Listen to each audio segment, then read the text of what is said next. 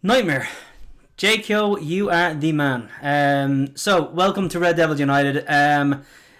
It's John here, and we're going to be talking about the Chelsea result, the draw, and how everything has been going for United so far. And again, with regards to just football, if, like Jason Keogh in the chat, if you follow a different team, unfortunately for him, he follows Liverpool. But if you follow a different team, feel free to message, put a bit of banter in because we drop points again. But, by all means, it's just a live chat for 10, 15, 20, 30 minutes, depending on who joins us. And really just to get a few things maybe off my chest regarding the result yesterday. So, looking forward to that. As you can see, I'm wearing my pride and joy. I got this from Amazon a couple of weeks ago. It's actually a bit big. I got a large because generally that's what I would be. Fat bastard. But I forgot you need hockey pads and stuff for these things, so it's quite big. But the reason I'm wearing it is because there's a lot of Ole in, Ole out stuff going on Twitter amongst United fans. And, a lot of division as well amongst United fans. And there's one thing that everybody has to remember is ducks fly together. So, seriously, guys, we gotta back Ole. We gotta back United. I mean, yes, if you look at my thumbnail, we're talking about the Chelsea draw, but also what I think were Ole's missteps. So, and he did make some yesterday. In my opinion, it was in regards to the selection. JQ, when we debating, well, you can debate whatever you want. If you have any thoughts on yesterday's game, if you have any thoughts on the Liverpool match. I actually watched the Liverpool match this morning. Bits and pieces of it. I didn't get to see the whole thing. But I did see the penalty incident. I'm happy to debate the United game with Chelsea. I'm happy to debate the season as it is after 5/6 games, depending on who you follow. So by all means, message chat.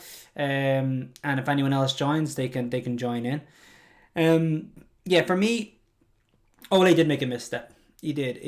The big misstep yesterday was his team selection. And the formation. I honestly thought, and if anybody watched yesterday's episode, they would have seen, my friend Deco who joined me on the video, and he went with pretty much Ole's formation, but not with the selections that Ole picked, but nearly for the most part. I actually thought he would go for the same formation Lampard went with, the 5-3-2. I thought he would pick the same formation he picked against PSG, which worked so well against what is an amazingly attacking team in PSG. And United's performance in that match was brilliant. They really should have carried that confidence, carried that performance into today's game. And, yesterday's game. And they didn't. Which is really annoying. And Jay, I'm going to pick up on that. I'm going to go into that now. But there was a lot of VAR and penalty decisions, a lot of things going on with United and Liverpool. So I'll get into that definitely. But just going back to the selection, I thought he played the same formation. Daniel James is just not a United player. He's not at that level. He's very poor. Before the game, when I saw the selection and I saw he was playing, I was very disappointed because I thought all he ever does is lose the ball. And c'est la vie. For the first 10, 15, 20 minutes of that game, every single time he received it, he turned over possession. He lost it. He's just not quality enough. He doesn't have a footballing brain. He doesn't make the runs he should make. He runs away from the ball too often. He barely does any 1-2s. When he gets it, he runs in straight lines, just trying to use his pace, but he can't dribble like, Messi or Giggs, or Ronaldo or Salah or Mane or Hazard. He doesn't have the ability to beat a player, 1-on-1 or 2-on-1 or 3-on-1. He doesn't go in and out of players. He tries to beat them for pace, running in straight lines, and generally ends up running the ball out of play or loses possession. He doesn't have much of a cross when he does decide to do that, which is very rarely. So honestly, very, very, very disappointed he got picked. I think Mata was, he was a good choice. He was lively throughout the game, and his form actually deserved a start, in fairness. But I would have, if he was going to play the formation he did, which he did, I would have played either Rashford left, Greenwood right, and Cavani up top. Or if you want to play Mata, then fine, play Mata right, Pogba left, and Rashford up top. That would have added a bit more creativity within to the team than what James can bring. I was disappointed Van der Beek didn't get any minutes. When you look at the game against Newcastle, we were 1-1 up until the 75th minute. And when Pogba and Van der Beek came on, we scored 3 goals in like 12 minutes or 10 minutes. Against PSG, we were 1-1. Granted, we were all over them. We were playing really good football. But we were 1-1, and then Pogba came on, and he got the assist for Rashford's great strike. I just think leaving Van der Beek out, leaving Pogba out, and playing Daniel James, just I don't understand it. I don't know what you think. In the chat box, let me know what you think about the selection. Should he be picked? Tunzabi, I think, should have started as well. Telles, he must be injured. He wasn't even in the squad. And he had a great game on the left. His corners were threatening. His crosses were threatening. And it's something we don't have from the left full in Shaw. He doesn't cross the ball nearly enough. So, yeah, a little bit disappointed as well with that. So, Jason Kill says, that wasn't a penalty. If the tackle was on the line, how is that counted as inside the box? But when the ball is on the goal line, it's not counted as a goal. Joke. Okay, so you've answered your own question, Jay. Okay, so first of all, I don't think it was a penalty. I think Fabinho got the ball. But it's very, very questionable as to whether he got any of the man first, because he might have gone through his right foot in order to reach the ball. But once the ref gives a foul, and it's not clearly an obvious mistake, because, it did look like he went through the player's foot to get the ball. I don't think he did when I watched the replays. But once it's deemed a foul and it's not a clear and obvious mistake, and it's not, because it's still debatable as to whether or not he got all of the ball and none of the player, or whether he got some of the player and some of the ball. So because of that, it's not a clear and obvious mistake. So VAR is not looking at whether it's a foul or not. The ref has called it as a foul. VAR is looking at whether or not it's on the line. So you answered your own question. The goal box, the 18-yard box is the outline of the box, right? Includes the line, which goes across the goal. Okay? So the ball, unless it goes all the way across the line into the goal, it's considered still in the box. On the opposite side of the 18-yard line, when the player is on the line, it's still considered inside the box. Everything from the moment you touch the line all the way around, the full rectangle, is inside the box. The ball has to actually leave the 18-yard box before it's deemed as crossing the line into the goal. As the player needs to leave the 18-yard box, it needs to get over the line before it's considered outside the box. So you answered your own question. When a tackle is on the line, it's counted as in the box. When the ball is on the goal line, it's still counted as in the box. It's the exact same thing. You try to phrase it in a way that doesn't work. But I don't think it was a penalty. I've watched it a few times. I do think Fabinho got enough of the ball for that to be not a foul. But like I said, when the ref, when he says it's a foul and he thinks the player's gone through his foot to get to the ball, then at that point it's not a clear and obvious mistake. It's the referee. It's what's the word? Not perception. It's his judgment. He feels it's a foul. VAR is not going to overrule that. Now he could have went and looked at it on the monitor just to make sure, and I kind of wish he would have, because I don't think he would have given it if he did. But VAR is not going to overturn that. What VAR is going to do now is make sure, is it on the line or is it outside the box? And the player was on the line, so it's definitely a penalty once the ref has given that as a foul. And unfortunately, the ref did give it as a foul. But, you won the game 2-1. You got your 3 points. Watching the game, I think Sheffield United could have got a second goal. It was a really good chance. The brilliant ball from the right-hand side into the box. And the Sheffield United player took it down and he used the inside of his left foot and just hits it across the goal line wide. Very, very poor. They could have went 2-0 up. Now, I didn't see Liverpool's goals. I'm sure they were good. And Liverpool went on to get 3 points. So now you're sitting in second. And that's it.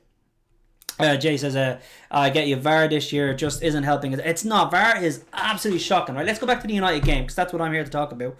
Mcguire, right? Before I go to before the Mcguire incident, Mcguire was in the Chelsea box for a United corner. and he's being held off by a player, just his arm around him like this. So it's like, if I'm Mcguire, the arm is around me like this, stopping me from running. That's a foul. Now, VAR's never going to call it because it's not that clear, but it's still a foul. United should have had a penalty for Mcguire being held in the box during the United corner, but it's not as clear. What is clear is fucking Mcguire. Hold on, I need a drink before I actually mention this. Jesus Christ, hold on. Oh. Mcguire is just horrendous. He lets I can't pronounce his name. Aspitualeta, whatever. He lets him in front of him. Terrible defending at that.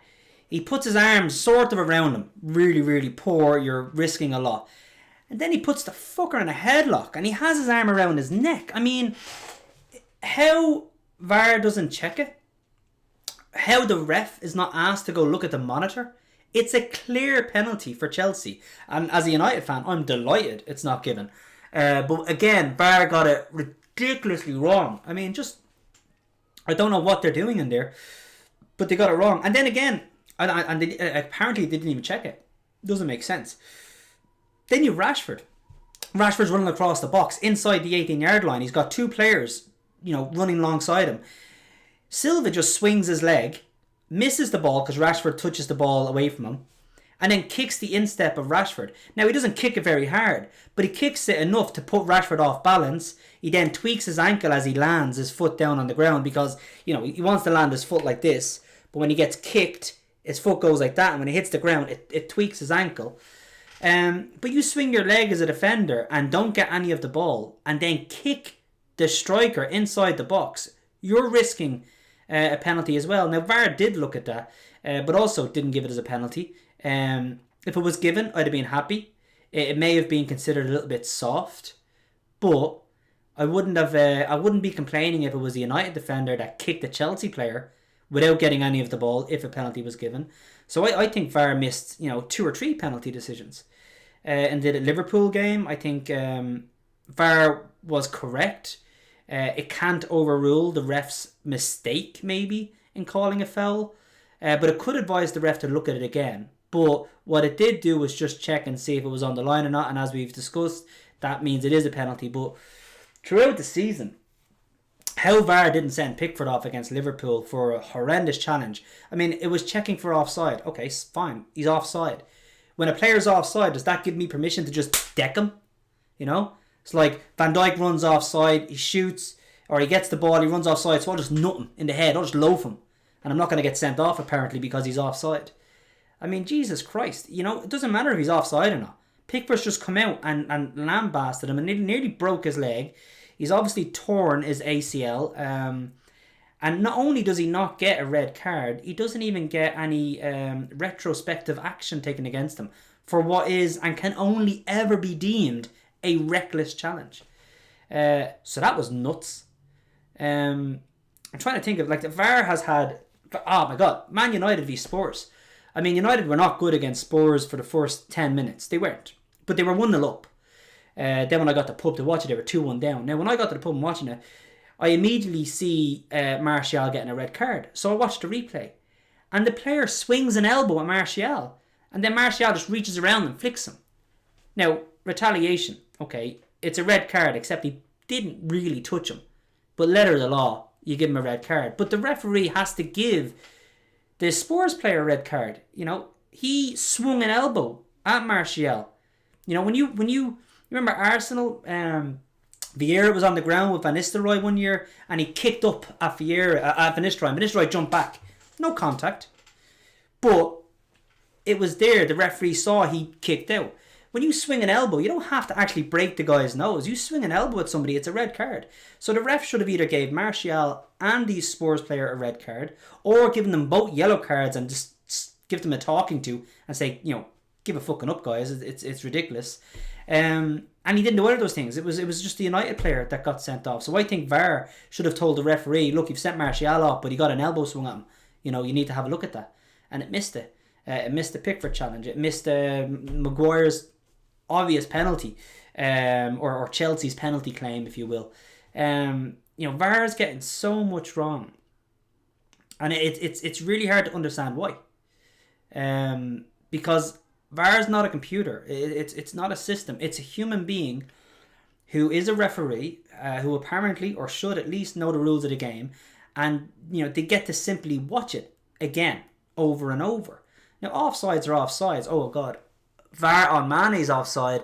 I still don't know how he's offside, because it looked like they used his elbow, and you can't score with your elbow, so it should have been the shoulder or armpit, and I'm pretty sure Mane's not offside in that match against Everton. Now, I'm delighted it was given as a United fan, but I prefer teams to win and lose based on true merits of the game, and that wasn't offside. But for the most part, 99% of the time, all of VAR's calls for offside are accurate and correct. Because it doesn't matter if it's this much offside or this much offside. If you're offside, you're offside. They could tweak the offside rule. They could make it not if any part of the player is offside, then he's offside. They could make it if any part of the player is onside, then he's onside. Give that onus to the attacker. Give the benefit to the attacker. If I'm making a run and I'm leaning this way, if my leg is still onside, then I'm onside. But they haven't done that yet. So yeah, Jay, I agree with you. VAR's been a bit of a joke. It's been awful. Getting back to the Chelsea game, and if anyone's going to join us live and ask any questions, I'm happy to answer them. Happy to talk about it with everybody. Would love to know what your thoughts on the game were. Actually, there are more questions here, but I need to be scrolling with him. Rory Buchanan. Dan James doesn't deserve to wear the United shirt. No, Rory, he does not. Not even good enough for under 23s. That's harsh, but I actually think you might be right. Had a good start in his career, but has done nothing since. Rory, you're 100% correct. When you look at Dan James, it's not that he's not good enough for under 23s. I think he's a championship level player. He may be good, and a good friend of mine, Dwayne Morgan, he actually mentioned this as well. He may be good enough for a counter-attacking team. Uses pace as a counter-attacking team. So, if you talk about your West Hams, your West Broms, some of the lower level teams, he may be good enough for them. But I think, he's a championship player at best.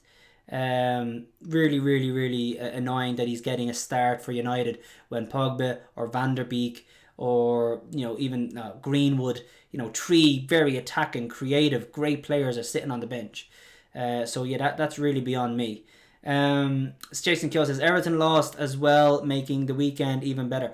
Yeah, I have to say, great weekend for Liverpool.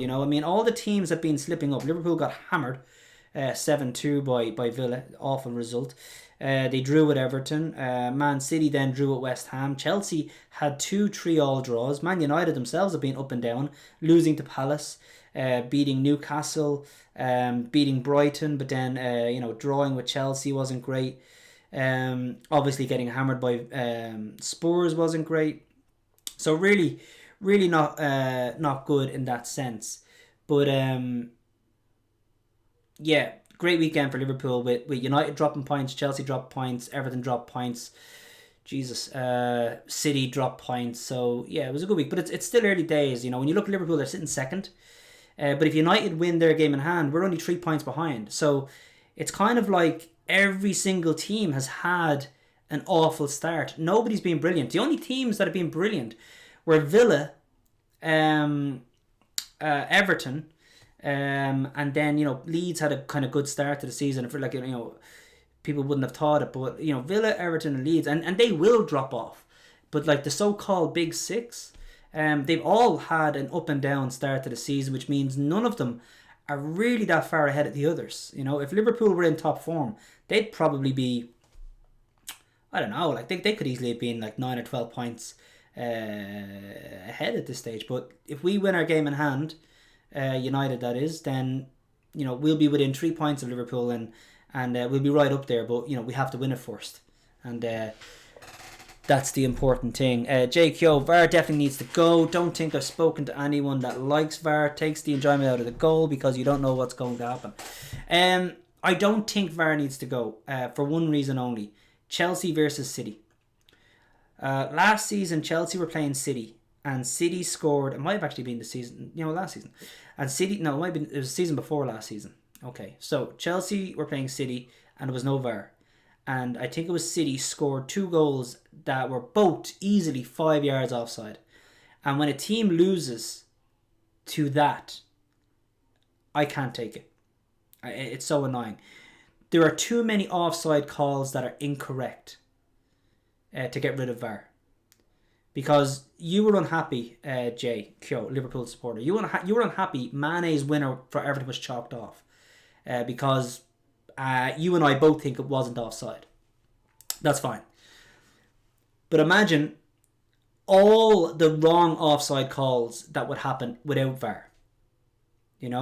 So I don't mind VAR for offside. 99.9% of the time, every offside call is correct. But with fouls and handballs, it's really hard because a lot of it's subjective. We just have to wait and see. JQ also says then, the league is just madness. The league is madness.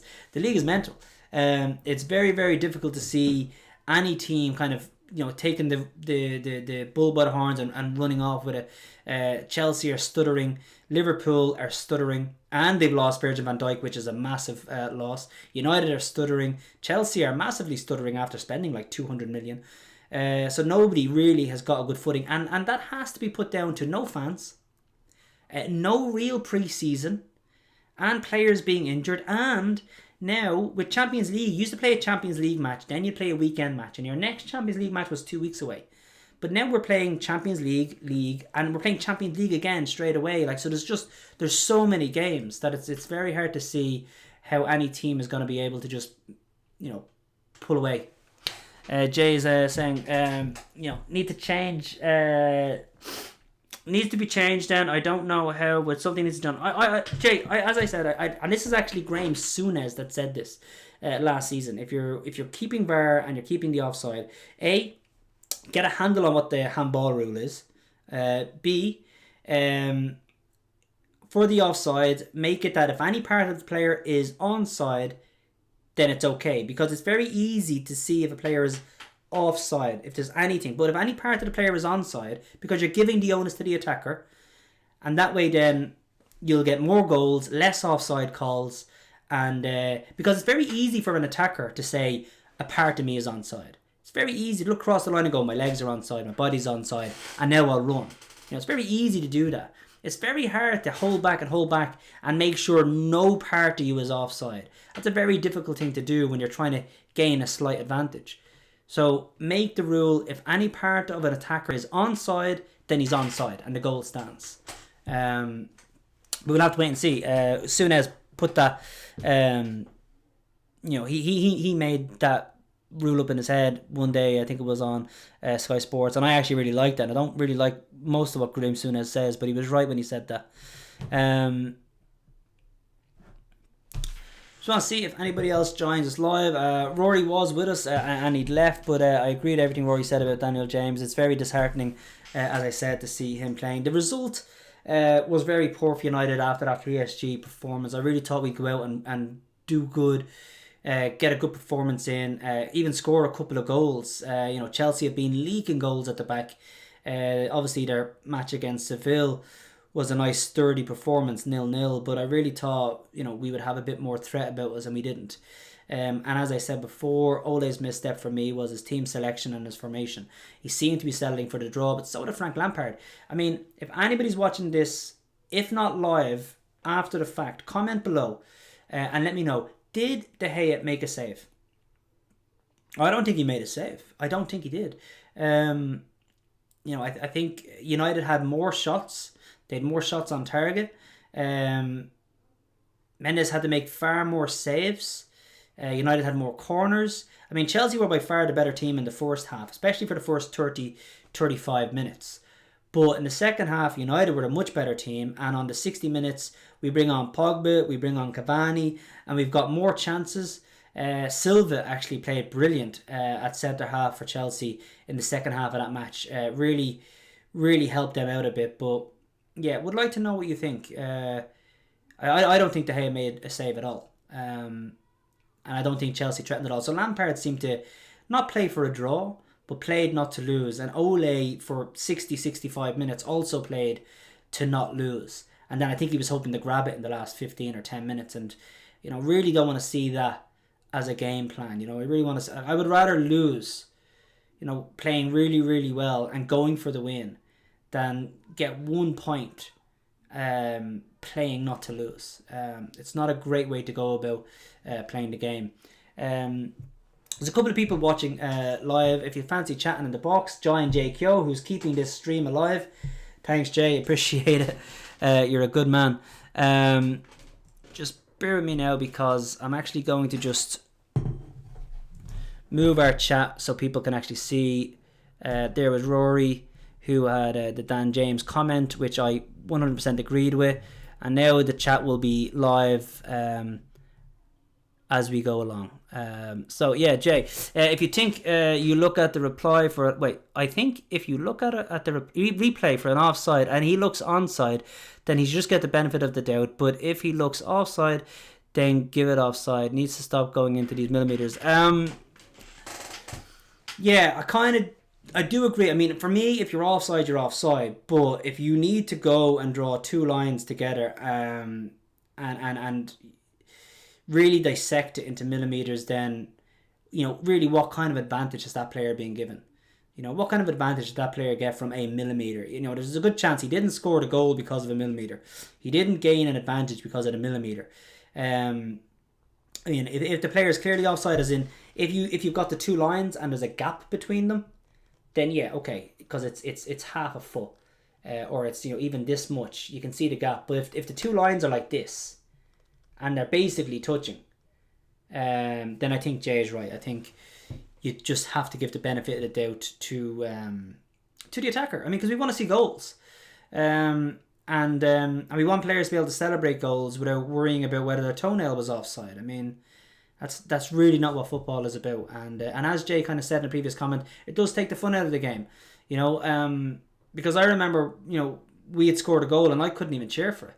We'd scored a goal, I was waiting to cheer for it, and yeah, you're kind of sitting there watching the linesman, no flag, and then you're waiting for VAR, and it's like, that moment's gone. I did cheer a United goal. Don't know who it was against, but I remember cheering a United goal, and then it got called for offside because 2 passes before the goal, Mata was offside. But he didn't even make the assist. Mata was offside by, this much. But it had nothing to do with the goal. It was like a pass. It was like 2 passes before the goal. So it was a pass to Mata, he was offside. Then he passed it to somebody else. Then somebody else created an assist. And then the goal, the assist itself, the pass to the assist was fine.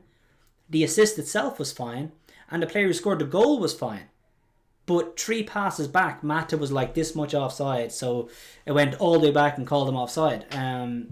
And in a normal game, that would never be done. But I cheered that goal because it was so far behind when Mata was offside that I didn't even think of it. And when I pulled it back and I showed the replay, and I was like, oh, fuck.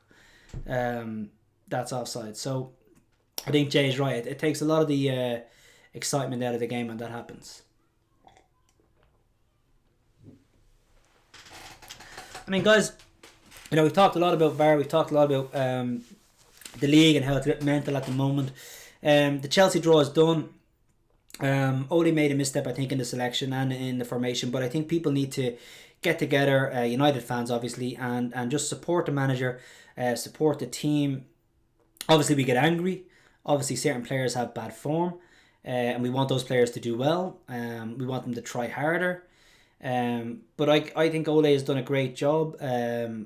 Last season, his first full season, he got the team into third, which was no easy feat. We have Champions League football again, and we just got a win against PSG, which was fantastic. Has he misfired at the start of the season? Yes. But who hasn't? City have had poor performances and poor results. Liverpool have had poor performances and poor results. Chelsea, Arsenal, Spurs. Everybody is just so up and down at the moment that you really can't judge United and Ole on these first 5 games. All you need to look at is not that we're in 15th. No. What you need to look at is that if we win our game in hand, we're 3 points off second. And right now, that's all that's important. the next game. I think our next games are Arsenal and Everton, which, are never going to be easy. But we've got to play those games and do what we can in order to win. And if we win them, and I still don't think there are games in hand. I'm pretty sure our game in hand is against Burnley. So whenever that gets rescheduled, whenever they can fit it in, if we beat, we need to start winning games in the league. We need to get some consistency going. And then when the game in hand does come up, it could be 2 or 3 months from now, but when they do play that and we win, hopefully then at that stage we'll be in the top 4. And honestly, I think, and people may laugh, and you may comment below and laugh, or if you're live in the chat box like JQ, you can laugh. I think we could put a title challenge together this season, and not because of how great we are, but because we have the potential to be great. We went on an 18-game, 20-game unbeaten run at the end of last year. We have the potential to play great, as we did against PSG. But it's not because we're great. It's because everyone else is misfiring as well at the moment, with no pre-season and the sheer amount of football matches to be played, and the injuries.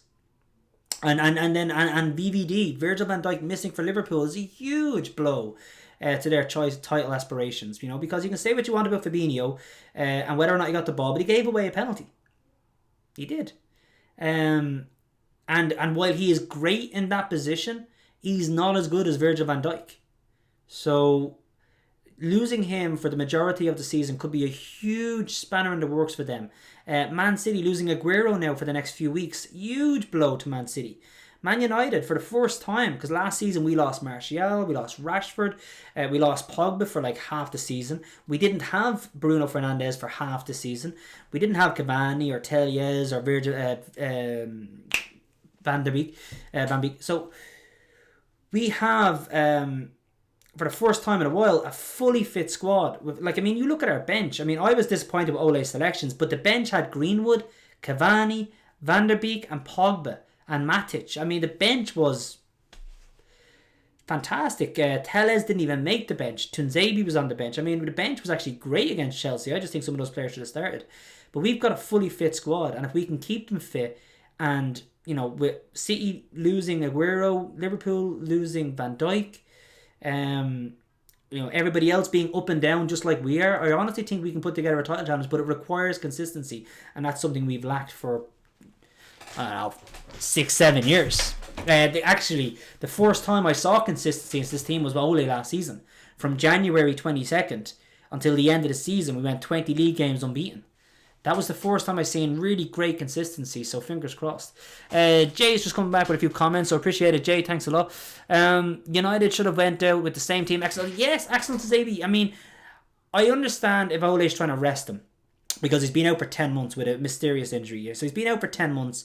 He's only 22. Maybe it was too close. Granted, it was Tuesday and they played again on Saturday, but maybe he didn't want to risk putting his body under too much stress. I'm not sure what the injury was, but he's on the bench. So in my opinion, if he's good enough for the bench, he should be able to play.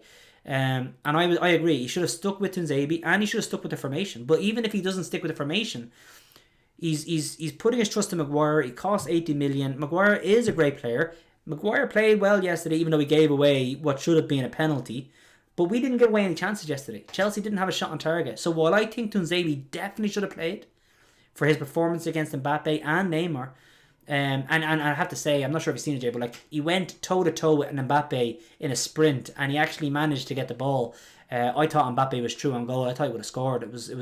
He showed really good pace. So Tunzebi has the potential now to be a brilliant player if he can stay fit and get a run of games under him. So I think he should have started, but it's hard to fault Ole's pick for the back four when not only did they not concede a goal, they barely conceded a chance in the whole game. So that's that. But I would have played Tunzebi as well. Not a lot of players can do that. No, not a lot of players. They can't. Mbappe is world class. And yeah, PSG were off the boil last Tuesday. They really were. But That's because United put them under that pressure. For the first 10 minutes, PSG were on top of United.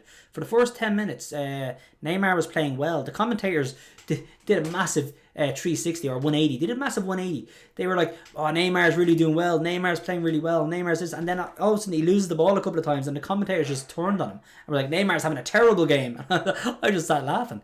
But after that point, he did have a really poor game. But I think it was due to United. They were closing down quickly. They were putting tackles in. They were aggressive. And when they won the ball back, they passed really well and really quickly, creating a lot of chances up front against PSG, which was brilliant to see. And I would have loved to have seen it yesterday against Chelsea. Alex Mcguire joins us. Alex, a United fan. Alex is saying any system that Ole can play to get the best out of Virgil. I keep saying Virgil, man. To get the best out of Van der Beek and Pogba and Bruno. I don't know what system could do that. Now, because when you think of that tree, there's zero width to it. Like, there's no width. There's also very little defensive ability within that tree. So, you look at United of old, okay? Scholes couldn't tackle for the save of his life. Foul after foul, he was useless tackling. But we didn't play with two defensive midfielders. We played with one, Roy Keane. And then we had Scholes for creation, and we had Giggs and Beckham, or whomever was playing on the wings. And we played with a front two. Later years, though, we played with a front three, and it was more like football today. We had Rooney, Ronaldo, Tevez. Behind them, then, you only had kind of one holding midfield that was Carrick. And then the rest of the midfield might have been somewhat more creative. So I don't know if there's a way to play with one defensive midfielder. Not Fred and McTominay, but just one defensive midfielder. Matic seems to do it well with Pogba. So maybe, Alex, if you look at your back four and then you play with Matic as the holding midfielder, and then you do a three of, say, Pogba left, Bruno slightly ahead, and Van der Beek to the right of that three in midfield, and then two forwards like Cavani and Rashford, or Cavani and Martial, or Martial and Greenwood, that can come wide for the ball. Because if those two strikers come...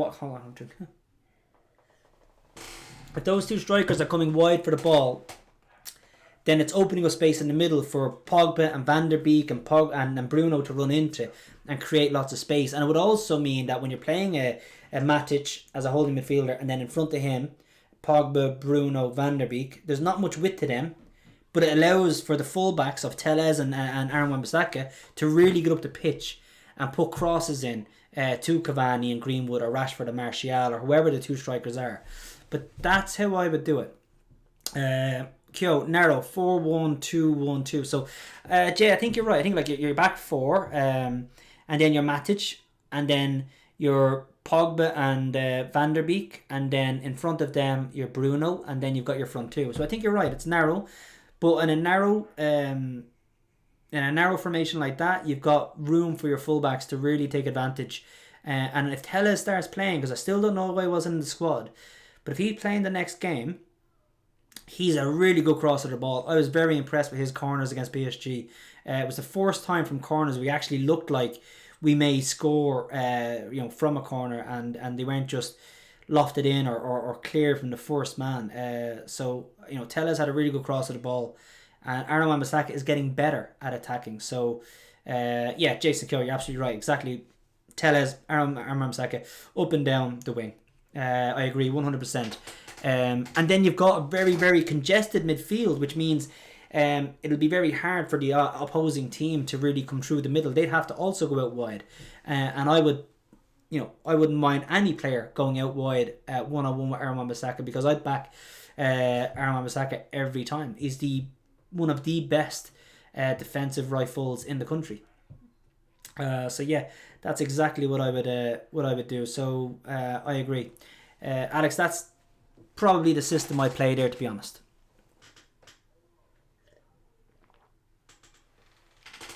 I want to thank Alex Mcguire and Jason Kyo for just joining this episode live, because it does help, and we have a bit of a chat going on, so I do appreciate it. And I'm going to quit the live stream in about 5 or 10 minutes. It's a really long episode.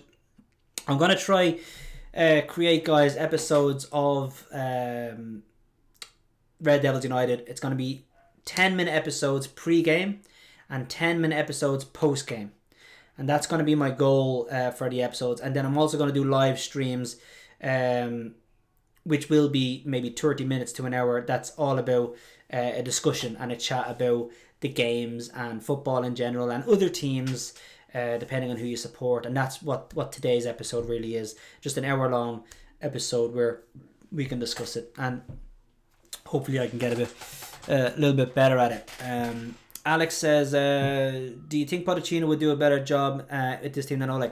It's hard to say, Alex, because Ole has done a good job in relation to getting the team top three. Was really good. Like, if you look at Pochettino, he never actually won anything. Like, he's never won anything.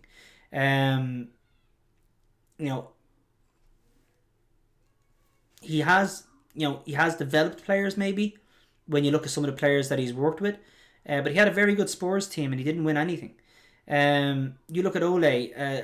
I find it difficult to pick a single player under Ole that hasn't improved.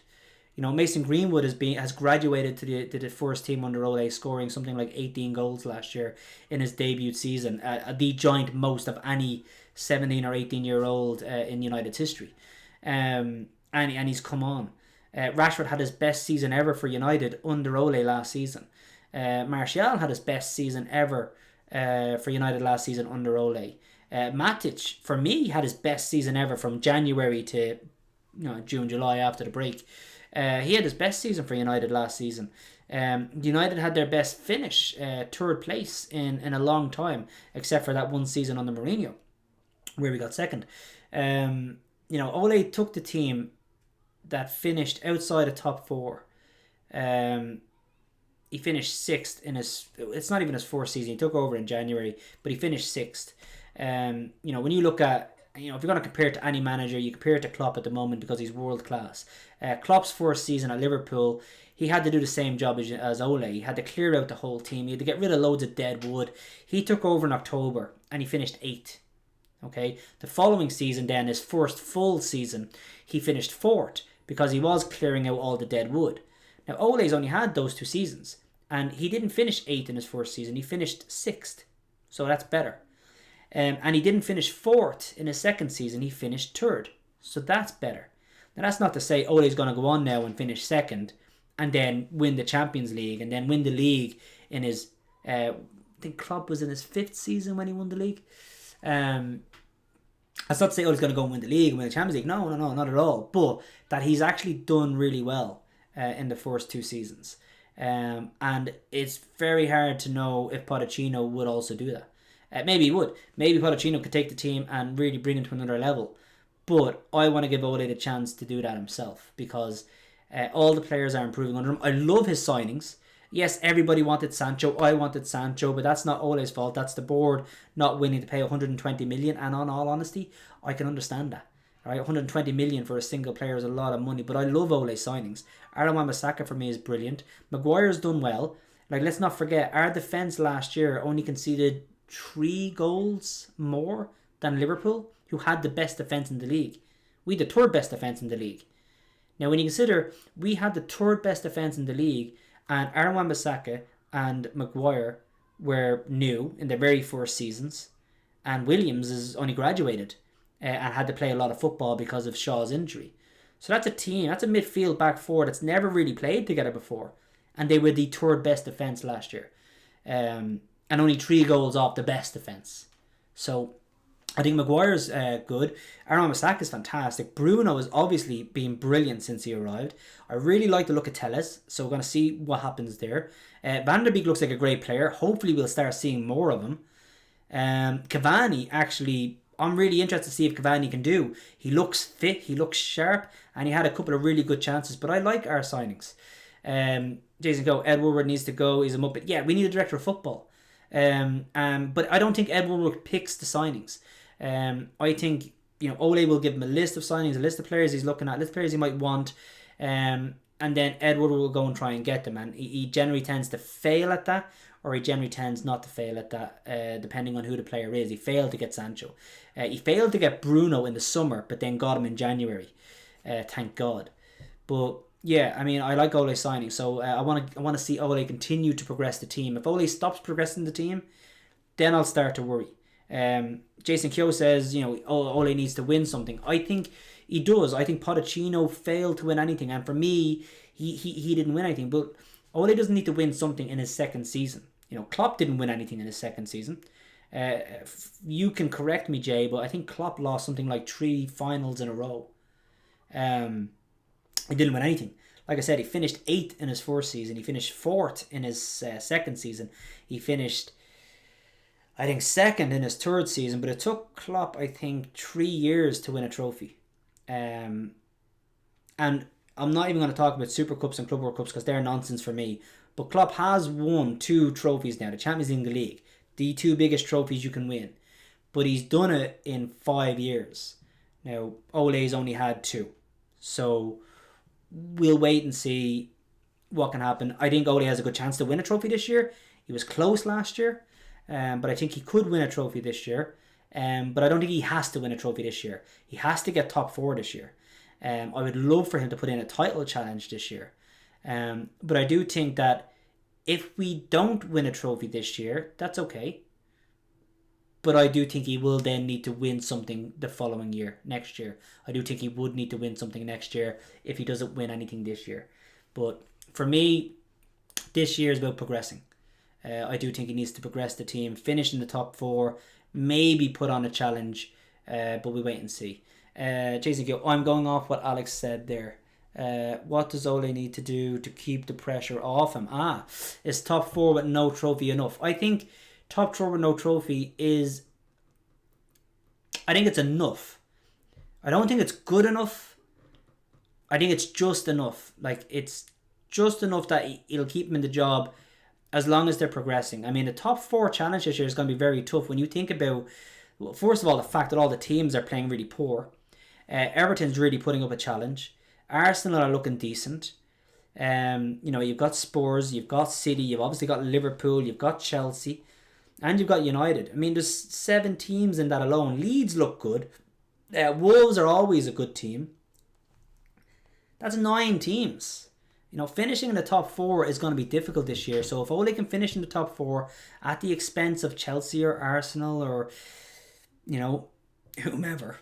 If Ole can finish in the top 4, then I think that would be enough. But I do think then he would need to win a trophy next year. Alex, top 4 predictions. Ooh. Well, obviously, I think Liverpool will be top 4. I think United could be top 4 in that order. Like, I think Liverpool, United... I'm not sure Liverpool are going to win it unless they... without Virgil van Dijk, but I think Liverpool will get top 4. I think United will get top 4. I think City could struggle, but I think they'll get top 4. Beyond that, I honestly think if Bale hits the ground running, Spurs could knock Chelsea out of top 4. So I would go Liverpool, City, United, and Spurs for top 4. Jay and Alex, since you're both joining me live, why don't you pop in your predictions for top 4, and we can always look back at it then and see what happens. What were your predictions for top 4?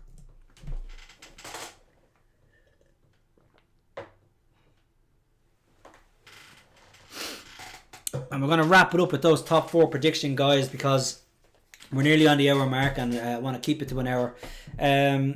Jason Keogh, in that order. Thank you, JT.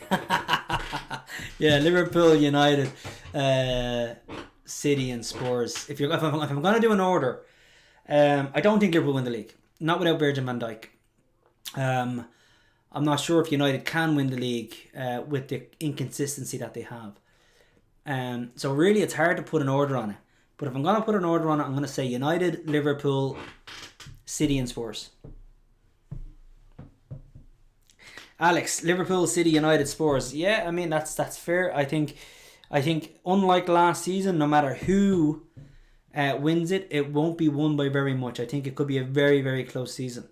Yeah, Jason Keogh agrees. He thinks it's going to be a very good season. Listen, Jay, Alex, thanks for joining me live. Hopefully we get more people live in the next day. We can have a bit more comments back and forth. I'm going to wrap it up now. I want to thank everybody for watching the video, even after the fact. Really appreciate it. Thanks, Jay and Alex, for joining me. We'll have more people live. Please like, subscribe below, share with your friends, and we'll build a bit of a community as the season progresses, and really have some fun. Jason Kyo, you are not winning the league.